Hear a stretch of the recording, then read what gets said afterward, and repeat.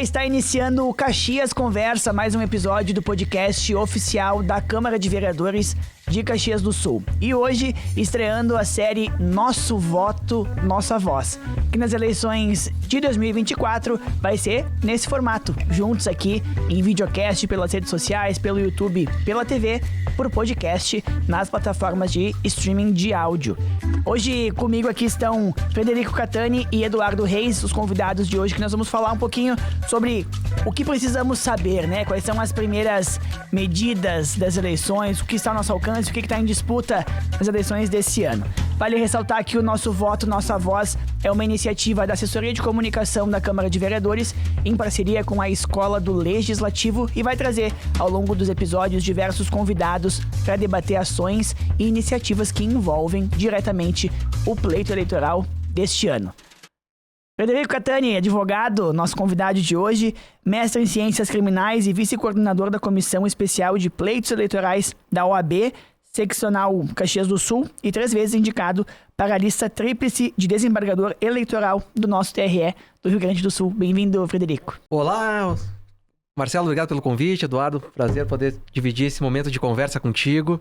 E vamos aqui, né? Eu acho que o importante é debater a democracia e debater processos eleitorais. Eu acho que a gente precisa dessa conversa franca e aberta, ainda mais nos momentos que vivemos. Exatamente. Eduardo Reis, nosso historiador responsável pelo Centro de Memória da Câmara de Vereadores de Caxias do Sul.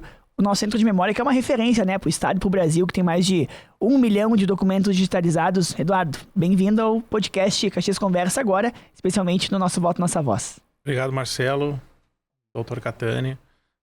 Espero que a gente possa fazer uma boa conversa. Excelente, vamos lá então. Queria agradecer já de imediato a presidência da Câmara Municipal e também a assessoria da TV Câmara, que está aqui nos auxiliando nesse podcast que iniciamos hoje. Catani, vamos lá então. Eleições 2024, estamos aí, né? Agora, hoje, estamos em maio gravando esse episódio, 5 meses do pleito agendado para outubro. O que podemos esperar? Quais são as principais datas, informações? O que temos pela frente ao longo dos próximos meses? Eleições é sempre viver o momento, literalmente, tá? A gente tem uma brincadeira no ambiente eleitoral, quer dizer, até, né, este horário, deste dia, as regras são essas, né? Porque é um processo vivo, ele vai se transformando, ele vai caminhando, porque o processo eleitoral é isso, ele reflete a nossa sociedade. Eu acho que nós podemos falar de desafios esse ano, tá? Porque nós estamos vivendo, Rio Grande do Sul, situações de catástrofe, né, de calamidade, que vão afetar, de certa maneira, o caminhar desse futuro pleito eleitoral, como é que ele vai se dar, ou se ele vai sofrer algum tipo de atraso, né, que também é possível. Nós podemos falar de urnas eletrônicas também, que sempre vem à tona. Nós temos deepfake, fake news. Nós temos, então, um sistema eleitoral todo caminhando vivo com o que vem acontecendo.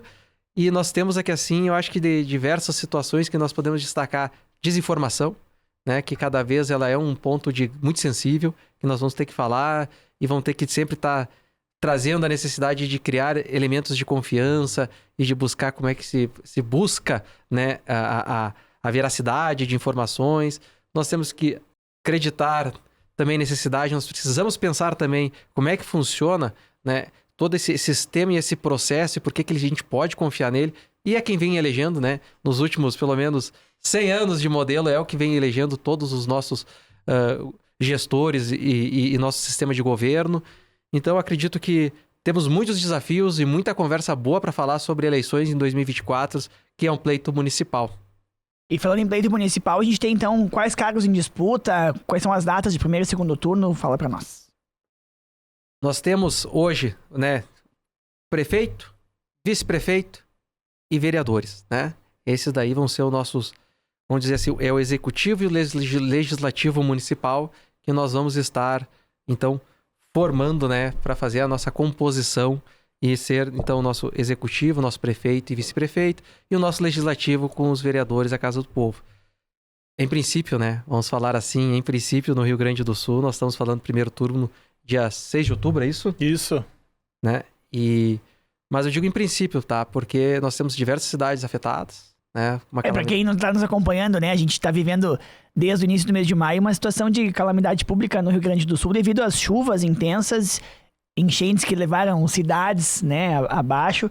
Então, toda uma situação delicada e que ainda tem muita coisa para se conversar em relação a isso. Muito, eu acho que até na parte histórica, né, desses sistemas, né, que vai afetar, sim, eu acho, um pouco o caminhar desse pleito eleitoral, mas é um momento de formação e de conscientização, porque nós temos que nomear vereadores em diversos municípios, né, nós temos que nomear prefeitos, vice-prefeitos, e eu acho que é sobre isso que vai ser a nossa caminhada e a nossa conscientização. É isso aí. Eduardo, como que tu vê o pleito desse ano com tanta, né, a gente fala em garantir o acesso ao voto, esses colégios eleitorais que foram impactados, como exercer a democracia mesmo em um momento que terra arrasada, né? A gente vem acompanhando cidades aí que praticamente sumiram do mapa. Como tu vê historicamente esse processo desse ano num ponto bem especial, assim? A gente já conheceu, né, doutor, regimes de exceção políticos, né, em que os processos eleitorais foram afetados, né? O mais recente foi o regime militar, né, de 64, em que o processo de eleição, né, os protocolos foram muito alterados. Agora, o que a gente vai viver esse ano, eu não me recordo, né? Pelo menos na história recente, da gente viver um regime de exceção, como é que a gente pode chamar? Ecológico, assim, né? Em que algo que não seja da própria natureza política afetou essa dinâmica, né? A gente conhece até na história das eleições do Brasil, né? Fatos de ordem quase que diretamente de natureza política, social, econômica. Agora, eu de fato não recordo, assim, em termos de história recente, que a ecologia, que o clima, que o ambiente tenha impactado dessa forma. Tenha cumprido um papel, né, que possivelmente, né, doutor, vai alterar até datas, né? Isso influencia muito, né? Porque a eleição não é só a data, é todo o processo da construção, né, enfim. Aí quando a gente fala, eu acho que é um ponto bem importante de destacar que é essa questão do acesso ao voto mesmo, né? Tem cidades que foram deslocadas, estão com pessoas abrigadas em outros municípios, quem saiu do seu colégio eleitoral, do seu domicílio até então registrado junto ao Tribunal Eleitoral, como fazer, né, essa relocação desse eleitor para onde ele está, como se mapear isso em tão pouco tempo, enfim... Acesso, são todas questões que a gente vai ter que pensar, né? Recordo. E tu vê umas curiosidades, né? 2020 a gente teve ali a Covid-19, que veio para afetar, não vai ter eleição, mas teve eleição, correu tudo perfeito, deu tudo certo, né? Campanha de máscara, sem aglomeração, sem... Mas funcionou. Funcionou. Estavam ali, tu tinha onde se deslocar, tu tinha quem visitar, o eleitor tinha todo o sistema funcionando, existia onde ir praticar o voto. Então, a gente tinha a situação geográfica funcionando. Havia algumas situações de distanciamento humano, algumas certas prevenções, né? O álcool gel.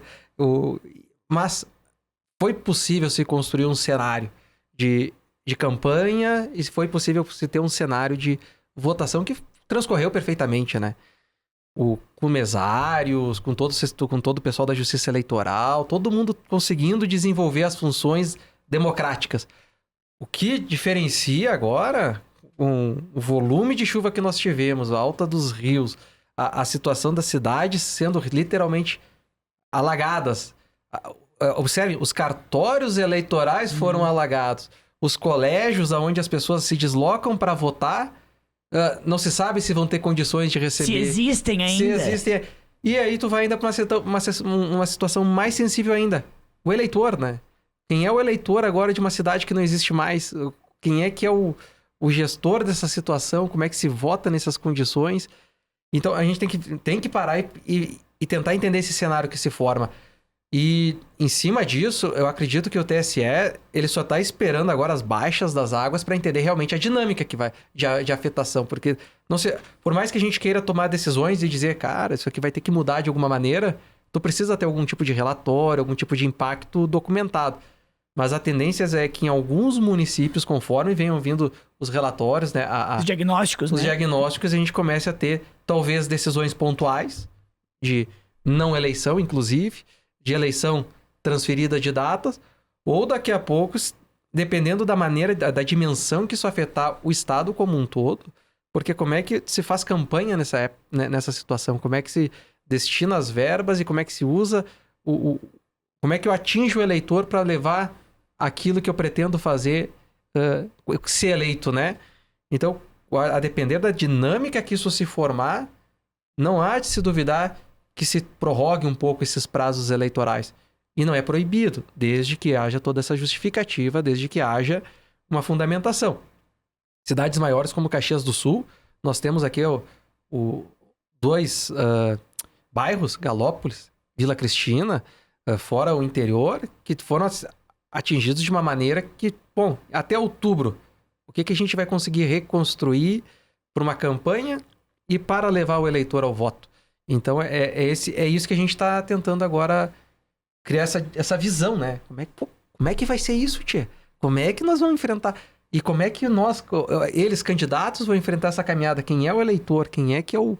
Então, acho que nós temos um grande desafio. Para mim, Covid já foi um grande teste para a Justiça Eleitoral e ela passou com nota 10. E também tem um ponto em relação à Covid, né, doutor, que a Covid foi algo no Brasil inteiro, né? Se remodelou o processo eleitoral, se pensou em ferramentas, em formas de viabilizar o pleito em todo o país. E o Rio Grande do Sul vive um estágio de exceção, literalmente, né? Uhum. E é diferente da exceção de ter um município que tem algum problema pontual, de ter, né, alguma localidade com... A gente tem eleições ao longo de todos os anos, tem eleições em vários momentos por conta de prefeito cassado, enfim, várias situações que a gente acaba tendo eleições pontuais em algumas localidades, mas um estado da magnitude do nosso, o cenário muda bastante, né? Eu acho que a gente pode falar também dos próprios fornecedores, né? Como é que a gente vai ter a parte de fornecimento de material de campanha? Como é que vai funcionar esse deslocamento? Como é que... Eu realmente vejo o cenário hoje, se fosse hoje esse cenário, ele não é um cenário propício a uma campanha eleitoral. Então, e principalmente para se ter um resultado, vamos dizer se esse resultado é uma verdade eleitoral também, né? No sentido de que represente realmente aquela necessidade ou aquela intenção de voto, aquele eleitorado. E eu acho que o cenário vai ser muito desse debate. Eu acho que se a gente pegar, né, um movimento, ele vai ser geográfico também. Ele vai ser no sentido de como vamos viver isso tudo. Esse é eu tinha diversos desafios que eu tinha desenhado no passado, né? Sobre a desinformação, contra-informação, como vai ser a campanha digital, como é que vai funcionar. Mas quando a gente se depara com isso, tu vê, né? A realidade criou outros desafios bem maiores nesse momento. Por isso que a gente diz que a eleição e a maneira de fazer a eleição, ela é viva. Ela tem que acompanhar esse movimento social. Ela não pode ser engessada numa lei de 60 e querer regular tudo que vem. Ela precisa entender o momento histórico que vive a sociedade. E no caso, doutor, se a gente quisesse fazer, por exemplo, uma eleição em algum município e outro não, seria possível isso, assim, permitido ou não? Eu acredito que sim, porque as eleições, elas são municipais, né? Sim. Elas são para os municípios. Então, os municípios, a gente pode ter, assim, uma maneira do Tribunal Superior Eleitoral interpretar a capacidade de estarmos estruturados ou não, haver condições ou não de eleições em alguns municípios e outros não. Eu acho que é isso que a gente está esperando. Acredito, né, que seja isso que os líderes e que o TSE esteja esperando nesse momento, é essa leitura. O que vamos chamar até o período eleitoral, ali 45 dias antes da eleição, que vai se dar a campanha propriamente forte, quais são os lugares que vão realmente estar em capacidade de... Eu acho que essa é a leitura que está se esperando. Mas toda vez que a gente acredita que a água vai descer, vem mais chuva para nos contrariar. E isso é... Como é que se produz cenários em cima disso? Mas vamos andar com a nossa conversa, assim. Eu acho que, suponhando que tenhamos um pleito eleitoral acessível, né? Em algum momento viável para que todos possam participar. Enfim, acho que das eleições a gente não foge muito, assim, né? A gente não vai fugir muito do pleito. E aí eu te pergunto, doutor Catani e Eduardo, como que vocês veem a relação do processo de votação, a segurança do voto? A gente ouviu muito nos últimos tempos, né? Essa questão de voto impresso, de que o voto, que o boletim de urna não conta, que digita o número do candidato e não aparece.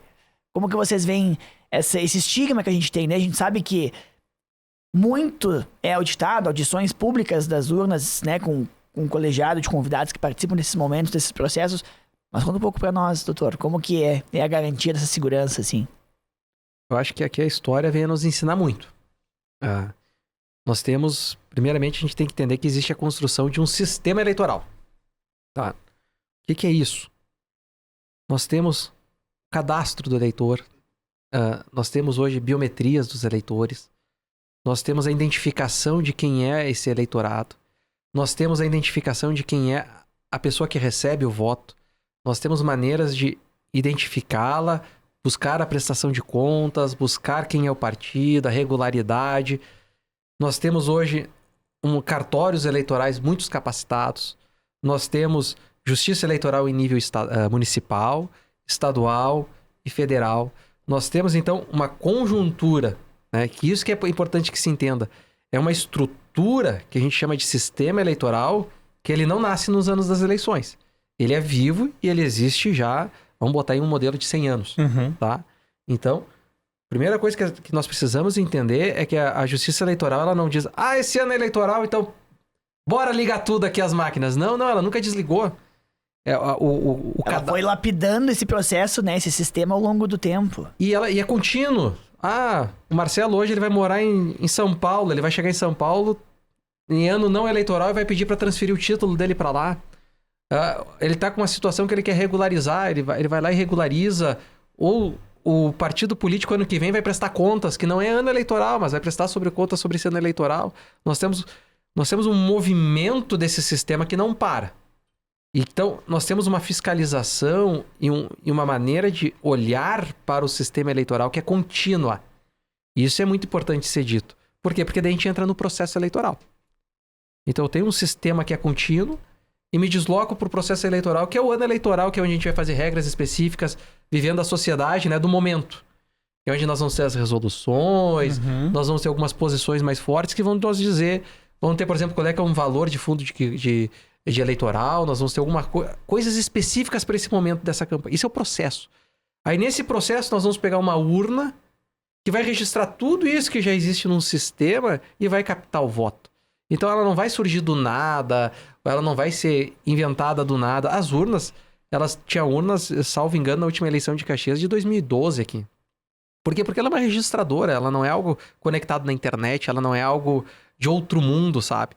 Então, nós temos um sistema que todo sistema é falho, mas ele é confiável. Então, se o sistema como um todo é confiável, quando a gente entra no processo eleitoral, isso daí vai ser um desdobramento. Então, quando a gente começa a falar de eleições, o eleitor, né, ele tem que entender que quando ele chega lá no dia da eleição, ele está chegando para votar, ele está apresentando lá o documento dele, existe todo um procedimento que foi feito anteriormente, que pegou os dados dele, que colocou os dados dele na urna, e de todos que podem votar naquele local, que pegou todos aqueles que podem receber votos e colocou naquele local, e que tudo isso sofreu, de certa maneira, uma auditoria, uma fiscalização e seguiu regras. Então, eu acho que entender esse macro permite a gente confiar no micro. Agora, se eu for falar só do micro, não é a urna eletrônica que faz uma eleição. Ali é uma parte. É a ponta. É a ponta. É algo...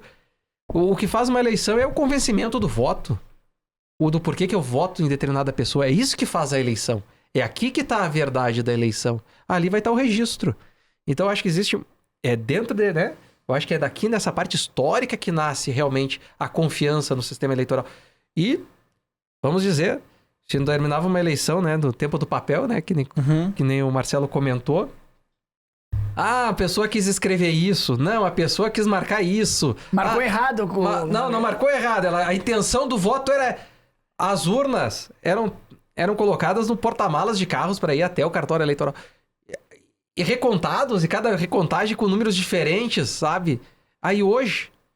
De todas as possíveis impugnações que foram feitas aos sistemas, nenhuma foi comprovada. Ou seja, não se está dizendo que não é falho ou que não possa ser falível. Mas há uma segurança tecnológica muito grande por trás desse processo. Eu gosto de usar a palavra não é nem segurança, eu gosto de falar de confiança. Porque eu não quero garantir que é infalível.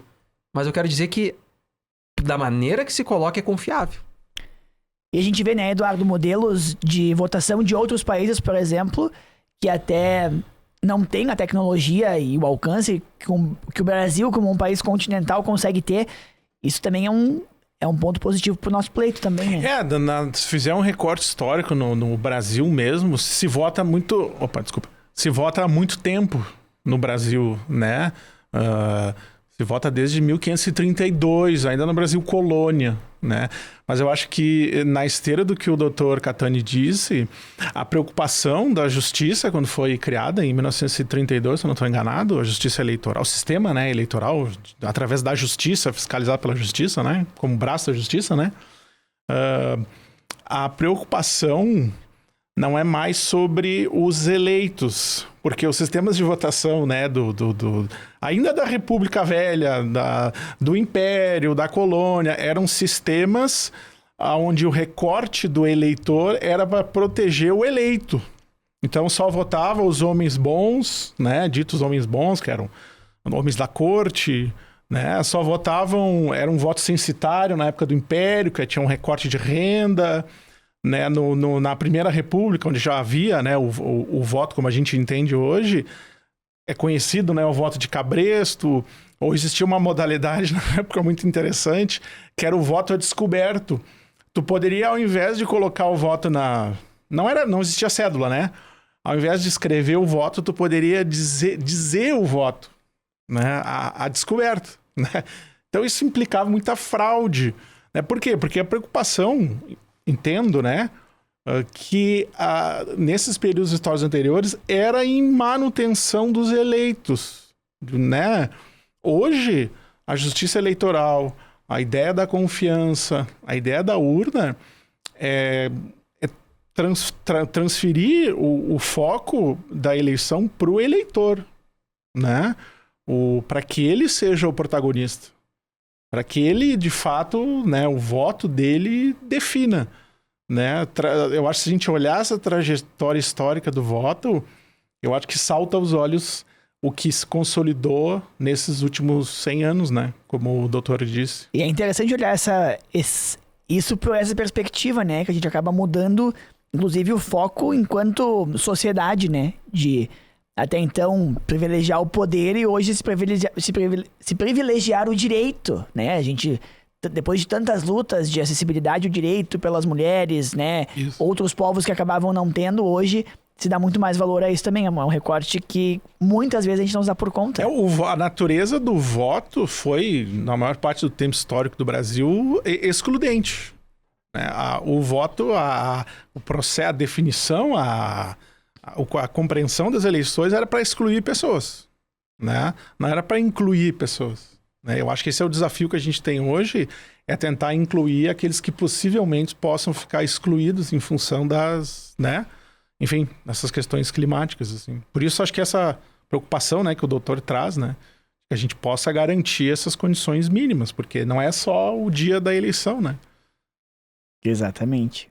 A gente tem em Caxias algum registro de fraudes desse período, assim, do período recente, pelo menos, Eduardo? Olha, como tu vê isso no nosso cenário mais local, regional, assim? Eu não tenho conhecimento de fraudes, né? Claro, pequenas fraudes provavelmente houve, de urnas, né? Mas grandes fraudes que sejam, né, denunciadas. Porque o controle, eu acho, não sei, o doutor me corrige aqui, o controle que a justiça começou a fazer no Brasil, né, a partir ali do início do século XX, também veio junto com o controle social que a imprensa faz, né? E Caxias tem uma tradição larga de jornais, né, de imprensa. Até hoje, né?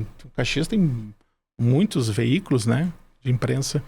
Eu acho que isso também ajuda, e no caso de Caxias em específico, acho que dificultou muito, caso, né, tenha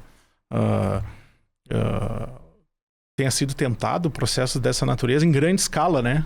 Porque em pequena escala a gente não pode garantir, né, que não tenha sido feita ali uma adulteração, né?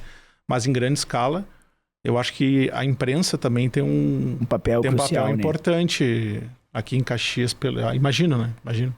Até a gente vai falar bastante sobre imprensa em algum momento aqui no nosso podcast do Nosso Voto, Nossa Voz.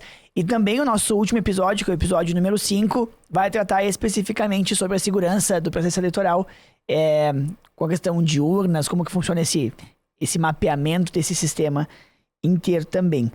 Bom, vamos lá. E pro dia da eleição, doutor, o que não pode fazer? Quais são as restrições, assim, mais... A gente tem que instruir, assim, tem muita gente nos ouvindo ou nos assistindo que pode ser o primeiro voto, que não sabe muito bem até onde vai o seu direito e até onde vai o direito do outro de intervir no seu voto, enfim. No dia da eleição. E aí? A melhor maneira de responder é o bom senso, né? Porque o que acontece? Nós optamos, né? Nosso modelo tem uma opção de que nos dias das eleições não se faz campanha, tá? Então, essa é a perspectiva que a gente tem que entender. A gente tem um período anterior ali ao pleito, né? O dia que a gente vai lá votar, que a gente não pode fazer campanha. Então, se a gente partir dessa perspectiva, né? O que é fazer campanha? Fazer campanha é tu partir da tua perspectiva de intenção de votar e querer convencer ao próximo que vote da mesma maneira que nós pensamos que seria o ideal. Então, no momento que eu quebro essa perspectiva de dizer não preciso querer convencer o Eduardo, não preciso querer convencer o Marcelo, ou eu não quero precisar compartilhar essa intenção, se eu pegar esse princípio básico, eu consigo entender aquilo que eu não posso. Não pode. Então, se eu quiser manifestar silenciosamente em quem eu voto, tá dentro dos teus direitos, observa, é contigo mesmo. E aí isso inclui um adesivo no peito, uma bandeira nas costas, isso silencioso. Por quê? Porque eu não estou querendo forçar uma campanha ou forçar uma intenção de voto do outro. Eu tô tentando trazer assim em termos não jurídicos. Uhum. Então quando eu começo a compartilhar santinhos, começar a pedir algo, vai neste que é... Observa, eu saí da minha figura... Eu comigo mesmo e quem eu já decidi e comecei a querer entrar na pessoa, né? Então, eu acho que a maneira de pensar, de ser mais efetivo, de entender do que pode e o que não pode, é quando a gente entende o seguinte: se é eu comigo mesmo querendo dizer pra mim mesmo que os outros vejam e que eu voto, tudo certo. Agora, no momento que eu começo a querer que essa manifestação ela saia do eu e queira convencer o próximo, aqui eu começo a ter um problema. Então, eu acho que essa é a melhor maneira de tentarmos entender o pode ou não pode. Porque é tantas coisas que acontecem hoje que a gente acaba tendo que se questionar. E fato é que vai existir compartilhamento em redes sociais. Fato é que vai existir algumas situações que o TSE já entendeu que isso não tem como fugir. Então o que a gente vai tentar quebrar nesse mundo digital? Impulsionamentos, certas coisas mais econômicas para não acontecer na data. Mas fora isso... É querer viver em outro mundo, né? A gente não pode simplesmente... Vamos desligar a chave aqui da telefonia. Vamos fechar a telefonia no Brasil no dia do pleito. Não pode, não tem como. Não tem como. Os jornais vão circular no dia. A imprensa vai funcionar no dia. Então, assim, a gente não pode ser também ingênuo. O que a gente quer fazer é afastar essa atitude mais ativa. Então, é nesse sentido. Quando a gente entende que a gente está indo para esse passo, a gente já começa a falar. É um pouco mais de bom senso para entender que sair buzinando com bandeira e gritando e jogando santinho pela janela me parece algo que foge o bom senso e se torna-se um pouco mais evidente que eu estou querendo conduzir uma intenção para os outros, né? E até, Marcelo, é interessante, o doutor deve saber, né? A origem da palavra votar, né? Remonta à ideia de tu te dirigir, né, de maneira direta Claro, eles, na época da Idade Média, diziam que um voto era com uma figura transcendente, né? Mas tu te dirige diretamente, né? Seria essa ideia do voto. O meu voto é lá na urna, né? Eu não voto. Existe também a palavra devotar, né? Então, a devoção é com o santo, né? Uhum. Não é com quem tá do meu lado, né? É o sentido, assim, remonta, né? Não é hoje, enfim. Mas a origem teria esse significado, né? Fazer o voto direto com esse elemento. E aí a gente fala também, quando a gente fala em voto, né? Na composição de uma eleição municipal, por exemplo. A gente vota para prefeito, vota para vereador. a gente entende, né? A gente sabe um pouco do processo que não, o voto não vale a mesma coisa pros dois, assim, né? Então, queria colocar na mesa, tanto pro Eduardo, do Dr. Frederico nos auxiliar nisso, uma eleição de vereadores, ela é composta por partidos, né? Prefeitos também, mas enfim, na eleição de vereadores, a bancada partidária conta muito na eleição, porque antes de nós digitar lá o número do candidato, a gente digita o número do partido. Frederico, como que é essa conta para eleger? Caxias do Sul hoje tem 23 vereadores, né, cadeiras na Câmara Municipal. Como que se define quem vem para cá? Eu acho que o Eduardo vai poder nos falar um pouco sobre a importância do partido no Brasil.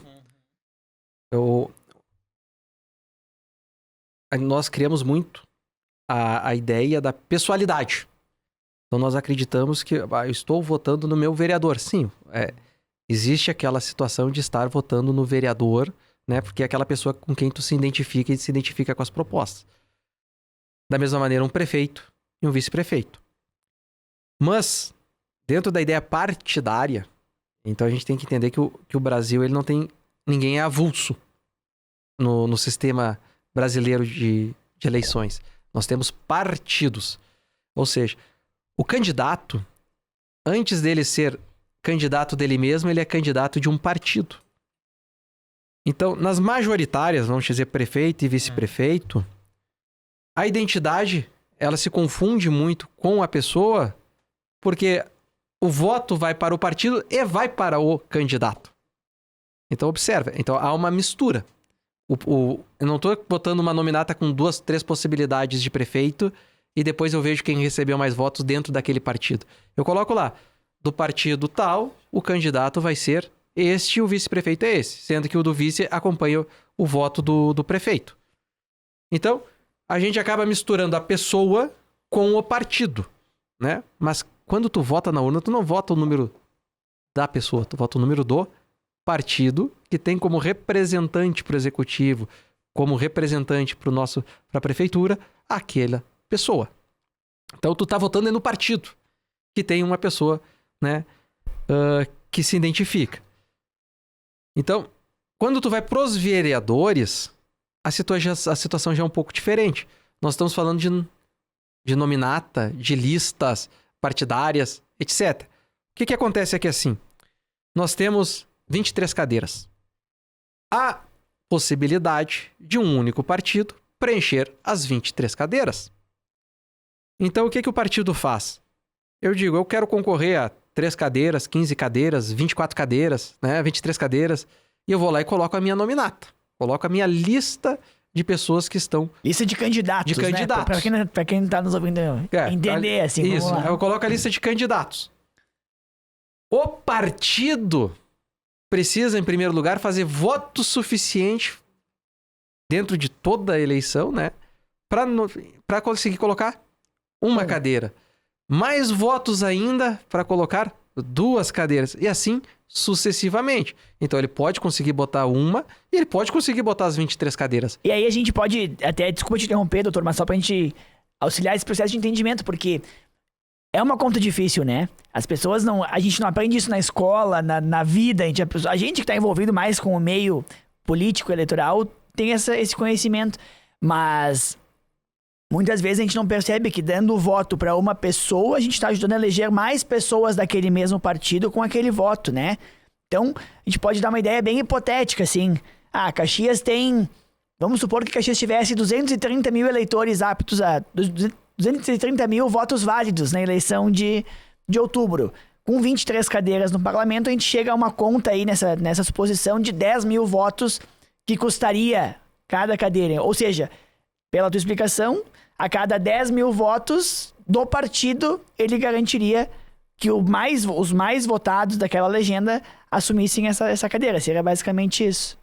E é bem interessante, porque às vezes tu vai pegar partidos que o primeiro e o segundo candidato fazem tantos votos que ele leva o terceiro que fez menos. E um outro partido que, às vezes, um candidato sozinho fez mais votos que aquele terceiro daquele partido, não entra. Por quê? Porque é o partido primeiro que precisa dar representatividade. Então, a gente precisa entender que o que o nosso sistema eleitoral busca é a representatividade dos partidos. E dentro dos partidos nós teremos as pessoas que serão as eleitas, né? Então, tanto que nós vamos ter o quê? Suplentes, nós vamos ter... Por quê? Porque não é da pessoa, é do partido. A cadeira é do partido.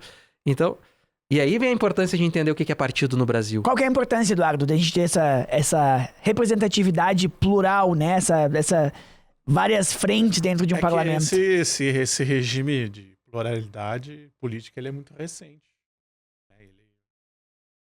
Para falar aí basicamente final dos 80 e os anos 90, né? Porque então, no século XX, conheceu ali a partir da segunda metade 2 partidos, né? Partido de cunho trabalhista, né? Que era a época, o histórico PTB, né? E partidos de natureza mais cristãs, mais à direita, né? Aqui em Caxias, por exemplo, nós tínhamos PDC, era um partido bastante votado. Então, e depois, já em seguida ali, a gente já tem o regime militar, que a gente tem 2 partidos, um pró-regime e outro, enfim, outra oposição ao regime. E é no final desse processo ali, nos anos 80, final dos anos 70, anos 80, que a gente vai conhecer a volta à legalidade, né, e a fundação de partidos associados a campos mais da esquerda e também campos da direita, mas mais plurais, né? Mas a gente vê, né, ainda uma análise mais macro do nosso estado, em muitos municípios do interior, ainda essa bilaridade, assim, entre Arena e MDB, que eram os partidos ali daquele momento ali, ela ainda é muito latente, assim, né? Se traz muito ainda desse histórico e nessa... Hoje a gente tem, eu não sei, doutor, é o quê? 30 e muitos partidos. 33 estamos, eu acho, né? É que agora tiveram algumas federações, né? Mas havia, salvo engano, 32 partidos aptos a concorrer às eleições. Mas existia 37 ou 38... E aí nós vamos ter que botar a errata depois ali embaixo, né? Vai subir um GC aqui, ó, com a informação certinha. Não é muito difícil, Marcelo, a gente entender os partidos no Brasil, é só a gente conversar com nossos avós. Era um do PTB... então não havia muita. Uns eram da Arena, outros eram da MDB e não havia essa. Não que seja ruim a pluralidade, né? Enfim, não é esse o fato, mas a compreensão disso que o doutor estava falando do candidato e do partido, eu acho que ela se pulverizou muito. Eu acho que havia, né? Não sei se a gente pode dizer nesses termos, mas havia em períodos anteriores uma ideia mais associada ao partido mesmo, né? Até na época dos anos 30 havia os comunistas, né? Enfim, eram escolas, né? Os partidos eram grandes escolas, né? Não que não sejam hoje. Segundo o site do TSE, que a gente acessei aqui agora, a gente tem hoje no Brasil 29 partidos registrados e aptos a votação, né? A serem votados, né? No caso. Mas ele vai ter um bom fluxo daí. O sistema eleitoral, se nós pegarmos principalmente os últimos movimentos, ele vem querendo fazer uma construção maior de fortificação do que significa a ideia de partido no sentido de construção política. Então a gente vai ter uma redução cada vez maior de partidos pequenos que vão estar sendo incorporados pelos partidos maiores, que é um contrafluxo. Antes a gente queria muitos partidos para poder ter representatividade, tempo de TV, acesso a certos valores, e agora a gente faz um movimento na legislação que ele vai ser mais orientado a partidos mais fortes e mais consolidados, e que vai dar, então, esse encaminhamento para incorporação desses partidos menores. Mas só para destacar bem, nós temos o partido, tá? Dentro do partido se acredita que vão acontecer debates. Não é que os partidos vão ter dono, se acredita que os partidos vão ser lugares de debates sobre intenções e agendas políticas. Então, nesse movimento que a gente chama partido político, onde várias coisas deveriam estar acontecendo durante o ano e debates políticos deveriam estar acontecendo durante o ano, nós alcançamos as convenções na época de eleição, que é onde nós vamos tirar os nomes daqueles que vão representar uma nominata do partido. Então nós vamos dizer, quem são as pessoas que vão representar a sociedade, que vão poder dar voto suficiente para que o partido esteja lá. Então observe, o partido esteja lá. Então a gente vai pegar dentro daquela comunidade nomes, em convenção, e vamos dizer, essas são as pessoas que vão representar o partido se eleitas. Então nós pegamos essa convenção, retiramos esses nomes de pessoas que que ganham dentro do partido a confiança, esses nomes vão para a Justiça Eleitoral e esses nomes vão para a urna. Mas eles vão como? Os primeiros 2 números são do partido e os últimos 3 é o que representa o candidato. Então, se eu não... eu sou uma pessoa que gosta de determinado partido, mas não gosto ou não conheço. Eu posso ir lá e botar só o número do partido e eu tô dando um voto para a legenda, que a gente chama. Não, mas eu quero que, caso o meu partido receba os votos suficientes, eu ainda quero destacar o Marcelo lá dentro. Então eu vou botar os 22 do partido, ou 23, ou 24, ou 13, ou 15, ou 17, etc. E eu pego lá e coloco o número que seria referente ao Marcelo. Então eu vou pegar essa identificação. Partido, mais candidato. E aí, quando eu pego esses números, eu vou lá e digo. E só para finalizar, Marcelo, nós tivemos um grande problema no passado, que as pessoas, em virtude de um candidato ser muito forte à presidência, o pessoal digitava na urna para governador o número desse candidato. E aí o que aconteceu? O pessoal dizia, mas não apareceu meu candidato aqui na urna, a urna tá roubando. Não, o número não existia para aquele cargo no sistema da Justiça Gaúcha. Não era concorrente aquele partido. E foram... Aí você disse, não, isso não foi erro. Isso aqui foi intenção de voto ou má educação na forma de votar. Então tu observa que há uma necessidade dos partidos se atentarem para essa educação do que é o partido, do que é o candidato. E anula o voto aí no caso, né? Digitou o número lá que não existe, anulou o voto. Anulou o voto. Perdeu o voto. A gente vai ter aqui no episódio número 5 desse podcast, quando vier o pessoal do TRRS da parte de informática, eles vão nos trazer esses dados em relação a quantos votos foram anulados, né, desperdiçados por falta de educação mesmo em relação ao pleito. Mas a gente está encaminhando pro final da nossa conversa aqui, o tempo passa voando, mas eu não queria deixar de falar sobre o fundo eleitoral. A gente tem muitas discussões em relação à destinação de verbas às campanhas, enfim. Como que vocês veem essa questão, assim, do fundo? A gente sabe que ele é definido a cada pleito, o valor destinado ao fundo, mas o que é? Para que serve? Contem um pouquinho para nós sobre isso. Fantástica essa pergunta. E ela é complexa. Mas vamos ter que objetivar agora. Objetivando é o seguinte. Nós optamos por um sistema de financiamento de campanhas do próprio candidato, de doações de pessoas físicas e de uma participação de verbas públicas. Nós retiramos do sistema de financiamento de campanha a colocação de doações e de financiamentos de pessoas jurídicas, de empresas, tá? Então, como é que eu faço uma balança disso? Como é que eu chego pros candidatos que precisam de grana pra sair de casa e fazer campanha? Tu precisa de grana. Tu vai dizer que não precisa, não dá. Tu vai ter o sanduíche de mortadela pra comer, tu vai ter a gasolina pra botar, isso tudo é dinheiro. E tu vai ter fazendo isso daí durante um bom período. Então, se fosse só o candidato, ele já gastou um bom dinheiro, porque ele também deixou de trabalhar, ele deixou de fazer várias coisas. E eu chego pra ele e digo, olha, as empresas não podem mais te financiar. Pô, mas o maior braço de financiamento das eleições no Brasil eram as empresas. E aí, como é que eu te dou a contraprestação por isso? Por não ter o... E aí a gente vai falar de lobby, por que se financiavam campanhas, interesses dos empresários, etc. Aí eu digo, não, é melhor que a gente faça então por financiamento público da campanha. Então, em resumo, o que eu digo?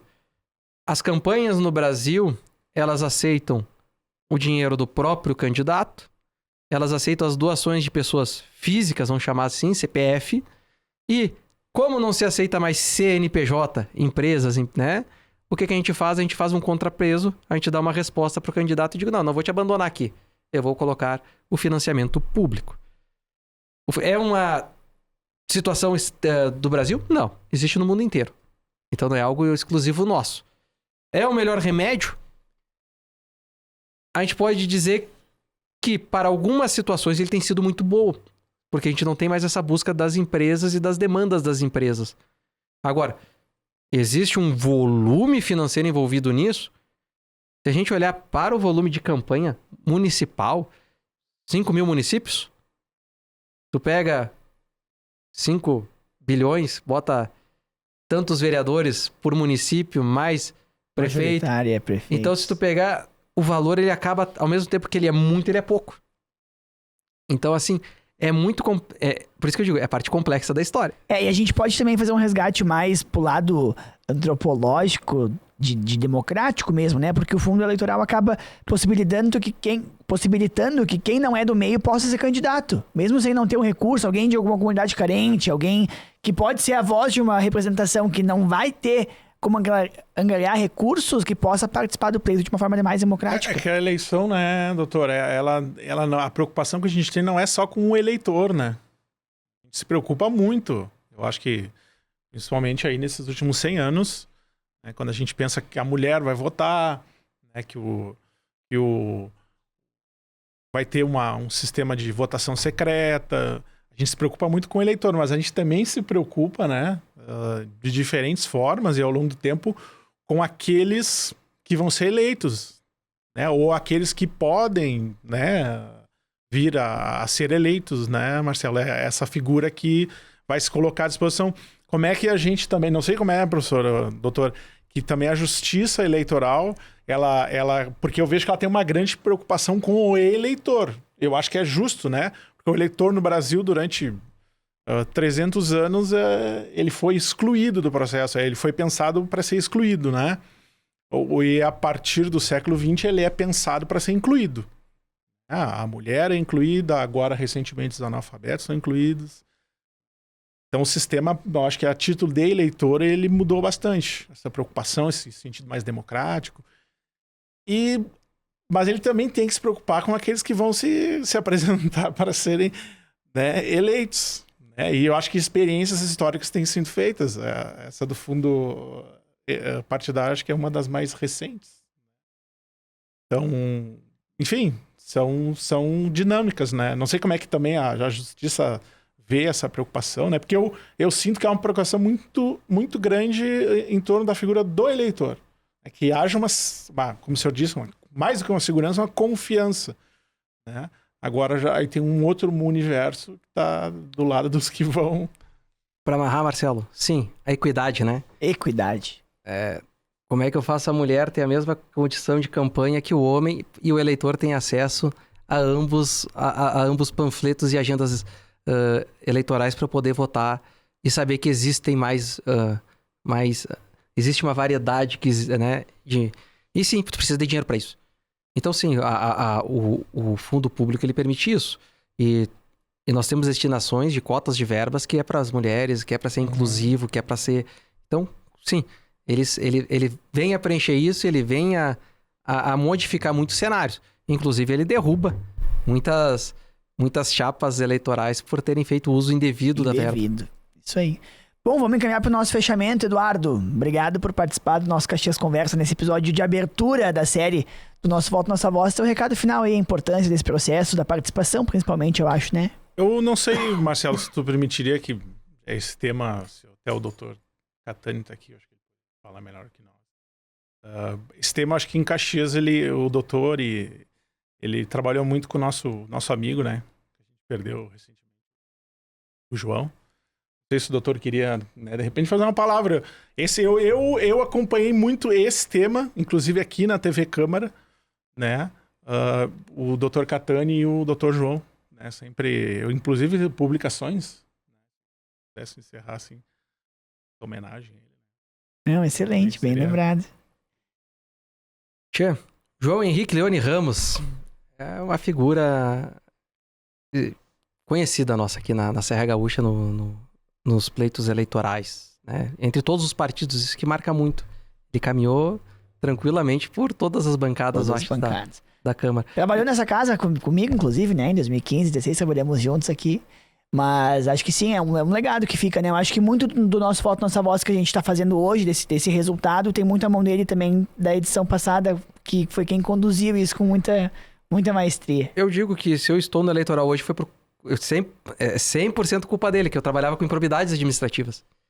Né? Que a minha advocacia é de improbidade, aí ele chegou pra mim, Fred, tu tem que estar me ajudando nos processos eleitorais, porque eu tô já na parte de não sei o quê. Eu digo, cara, mas eu nunca vivi isso, era 2019. Aí eu disse, não, tá aqui, a situação é essa, vamos trabalhar junto, que eu confio em ti, não sei o quê. Eu digo, mas João, eu nunca vi eleitoral na vida. Não te preocupa que eu te falo e tu transforma isso na ação. E ali em 2019, ele me jogando nessa situação do eleitoral, construí com ele em 2020, ele assim, a primeira parte de acompanhamento de eleições em 2020, a gente fez o manual do vereador, tópicos para formação, né? E viemos uma construção, construímos também a minha parte de indicação para desembargador eleitoral, e então assim, o João, ele é uma pessoa que me faz falta, eu digo assim, porque ele foi um cara que me conduziu muito nessa parte do eleitoral. E é fantástico. E se estivesse aqui hoje, ele estaria falando muito para nós, né, sobre esse contexto. Então, acho que sim, merece o registro. É uma pessoa que faz falta no eleitoral e que muito somou. Eu digo que ele foi uma pessoa que somou, que ele caminhou no meio. Ele ligou pontas. Ele foi uma ponte. Que continuam ligadas, inclusive, né? Continua. Estamos aqui, aí. né? Estamos aqui. Excelente. Então, Dr. Frederico Catani, Eduardo Reis, historiador aqui da Câmara Municipal, obrigado pela participação nesse nosso bate-papo aqui.